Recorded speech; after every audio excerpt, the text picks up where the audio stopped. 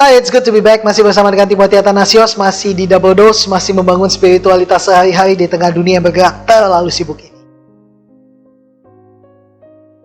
Tanggal 9 November dan tema kita hari ini adalah drama berkat.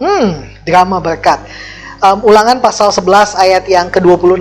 Demikianlah bunyi firman Tuhan. Lihatlah, aku memperhadapkan kepadamu pada hari ini berkat dan kutuk. Siapakah sebenarnya yang memegang hari esok? Yang memberikan hidup sejahtera, bahagia, diberkati, dan berhasil? Jika jawabannya adalah Tuhan, maka apakah peran manusia? Lalu siapakah yang menjadikan keadaan kekurangan, mengalami sakit, dan kegagalan hidup? Jika jawabannya adalah manusia, maka di manakah Tuhan? Sebagaimana fast food, manusia bisa memilih paket hidupnya masing-masing.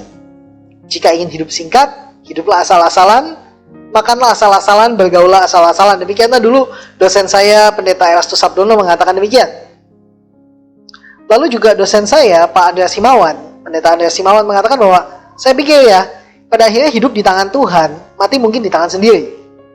Dua orang dosen teologi sistematika saya, dua orang pendeta terhormat dari dua macam seminari yang memiliki corak teologi berbeda, namun pendapat mereka saya nilai sejalan. Logikanya, orang yang melompat dari lantai 10 jatuh pasti mati. Oke? Tapi jika ia tidak mati, itu karena Tuhan. Mati ada di tangan manusia, namun jika manusia itu tetap hidup sekalipun ia sudah melakukan hal yang fatal, itu karena Tuhan. Sekali lagi, bahwa mati kemungkinan ada di tangan kita. Tapi kalau manusia tetap hidup sekalipun ia sudah melakukan hal yang fatal, mungkin itu karena Tuhan. Saya nggak bisa mengatakan bahwa mati hidup adalah milik manusia, tapi saya percaya bahwa hidup adalah milik Tuhan. Setiap hal yang baik yang terjadi adalah karena Tuhan. Martin Luther sendiri seolah menolak untuk menjawab dari mana keburukan itu datang. Martin Luther hanya mengatakan bahwa yang baik datangnya dari Tuhan. That's it. Orang berusaha untuk mengembangkannya, kalau yang baik datangnya dari Tuhan, berarti yang jatuh datangnya dari setan atau karena manusia sendiri. Tapi Luther seolah menolak hal itu. Luther menolak untuk menjawab hal itu.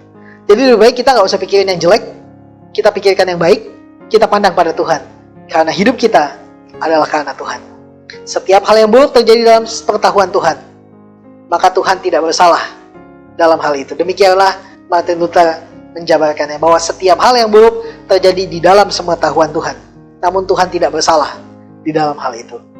Hidup kita, baik atau buruknya hari ini, semuanya ada dalam pengetahuan Tuhan. Dan gak cuma itu, Tuhan menemani kita. Itu yang paling penting. Mungkin kita tidak menemukan jawabannya, tapi kita berjumpa dengan Tuhan di dalam setiap bagian hidup kita. Mari jumpailah Tuhan hari ini selama ia dekat. I pray for you guys. Amal mulya dalam Gusti. Tuhan Yesus memberkati.